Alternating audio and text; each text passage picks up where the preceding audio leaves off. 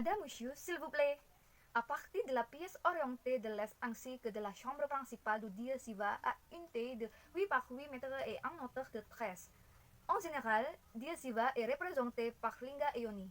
Mais dans le temple de Prambanan, Siva est représenté avec une statue qui a 4 mains, de derrière comme symbole destructeur et de devant comme constructeur. La statue du dieu Siva est une statue originale qui a plus de 1200 ans. Dieu Siva est le dieu destructeur. Dieu Siva utilise le pouvoir des catastrophes naturelles pour détruire le mal. Les Javanais supposent souvent que Dieu est en colère. Peut-être que cette compréhension commence avec le concept de Dieu Siva. Dans la chambre de Dieu Siva, il existe des sculptures comme lotus. Jusqu'à présent, la chambre de Dieu Siva est la pièce la plus sacrée. S'il y a une cérémonie hindoue, seul le Brahman peut entrer. Ensuite, Agastya est une incarnation du dieu Siva. Donc, avant de venir en tant que dieu de la destruction, Siva était venu en tant que professeur qui enseignait la vérité, Dharma. Les dieux ont donc enseigné le bien et le mal, et le dieu espère que chaque être humain peut faire la vérité. Lorsque les humains ne font pas la vérité, alors le dieu Siva vient de punir. Siva n'enseignait plus la vérité maintenant, parce que tout a été enseigné et contenu dans les Écritures.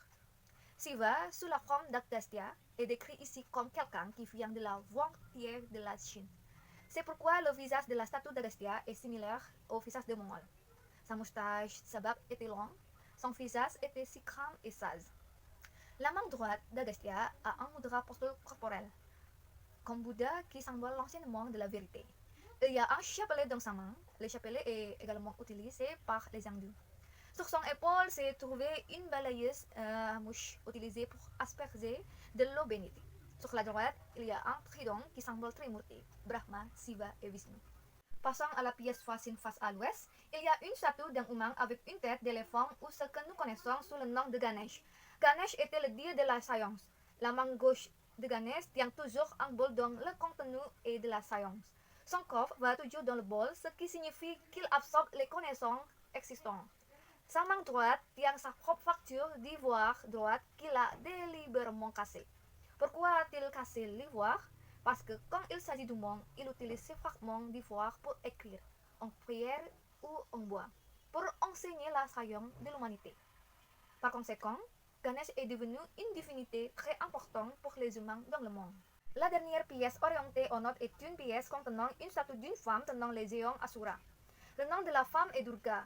Quand les géants Asura a voulu être tué, il s'est transformé en buffle et donc il a été donné le nom Durga Mahisasura Martini, qui signifie Durga le tueur géant qui s'est transformé en buffle. Durga a 8 mains. Durga est créée à partir du pouvoir de Brahma, Shiva, Vishnu qui ne font qu'un. Tous les dieux donnent les armes pour tuer les géants Asura. La statue de la déesse Durga est la seule statue féminine du temple de Prambanan et la communauté pense que c'est Rorojongra. C'est une petite histoire sur les statues du temple de Shiva. En plus de 4 salles, les murs du temple de Shiva sont également des histoires en relief sculptées sur le Ramayana. L'histoire du Ramayana ne se termine pas au temple de Shiva mais se connecte au temple de Brahma. En bref, l'histoire du Ramayana commence par quelqu'un nommé Rama, le prince héritier Prabhu Dasarata à Kosala Ayodhya. Il a 3 demi-frères nommés Bharata, Lakshmana et Saturna. Depuis son adolescence, Rama a étudié avec Wiswamitra pour devenir un formidable génie. Rama a ensuite suivi les concours à Mathila, la capitale de Vidya. Grâce à son succès à attirer l'arc d'héritage de Prabhu Janaka, il a reçu sa fille aînée nommée Sita. À cause de promesses de Dasarata concernant le trône royal, Rama a voyagé dans la forêt de Kandaka avec Sita et Lakshmana pendant 14 ans avant de devenir roi. Le départ de Rama a rendu Dasarata triste et est finalement décédé. Après cela, Bharata a accompagné ses soldats et officiers pour chercher Rama dans la forêt. Lorsqu'il a rencontré son frère, Bharata en pleurant a dit à la mort de Dasarata. Rama a été invité à retourner à Ayodhya et à monter sur le trône. Mais Rama a refusé et a continué à exécuter les ordres de son père. Rama a demandé à Bharata de retourner dans le royaume et de monter sur le trône pour devenir roi. Beaucoup d'épreuves rencontrées par Rama et Lakshmana dans son errance dans la forêt. Ils doivent affronter les géants qui agissent dans la communauté autour de la forêt de Kandaka. Un ennemi ennuyeux est Supranaka. un géant qui veut que Rama et Lakshmana soient son mari.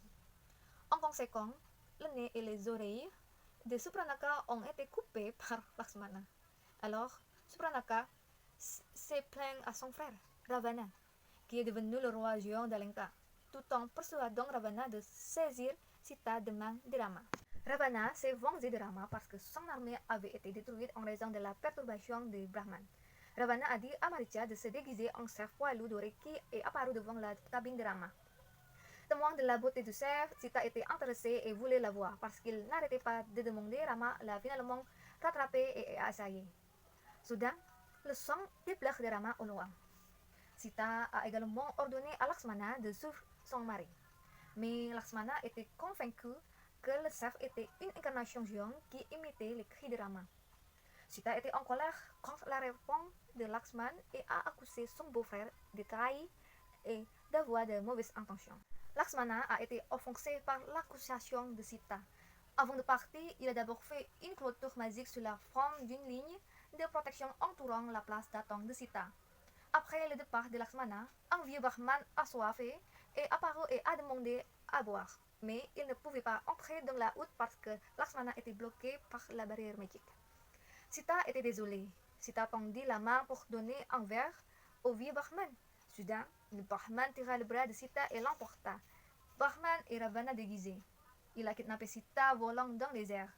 Sita laisse tomber ses bijoux sur le sol comme un indice pour Rama. Arrivée au palais Alenka, Sita a été détenue dans le parc Ashoka. Sita priait toujours et espérait que Rama viendrait l'aider. Subali est le roi du royaume de Kiskindha. Subali a mené une bataille magique avec les géants Mayavi. Sugriva a rejoint la poursuite mais a attendu à l'extérieur de la grotte. Il entendit le bruit de rugissement de son frère et vit le sang couler de la grotte. Sugriva était triste et pensait que Subali avait été tué. Sugriva est retourné à Kiskindha et a été exhorté par son peuple à devenir le nouveau roi pour remplacer Subali. Subali avait soudain l'air en colère. Il s'est avéré que le mort était Mayavi, pas lui. Il a également battu Sugriva de cette façon. Le Sugriva effrayé s'est enlevé vers le mont Rekshamuka où Subali n'a pas osé le poursuivre.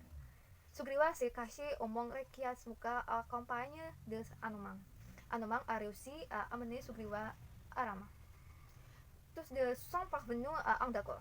Rama aidera Sugriva à regagner le trône de Kiskindha, tandis que Sugriva promet d'aider Rama à attaquer Ravana. La reprise de Taz. C'est le couronnement de Rama comme roi d'Ayodhya par un prêtre hindou. Le peuple s'est réjoui de célébrer le couronnement de Rama. Encouragé par l'envie, Kekayi, mère de Bharata, a persuadé le roi d'annuler le couronnement de Rama. Elle veut que Bharata soit couronné et que Rama soit exilé dans la forêt pendant 14 ans. Rama et Sita priaient dans le train avant le départ en exil. Rama, Lakshmana et Sita se sont rendus dans la forêt pour les 14 ans d'exil. Le roi est mort et son corps a été incinéré. Les Brahmanes et Kausalya ont distribué le monde au peuple. Bharata a refusé d'être le roi d'Ayodhya et il a plutôt envie de la rencontrer Rama dans l'exil pour lui demander de revenir au trône. Mais Rama a refusé. Il lui a donné ses sandales pour le remplacer sur le trône et lui a demandé de régner à Ayodhya.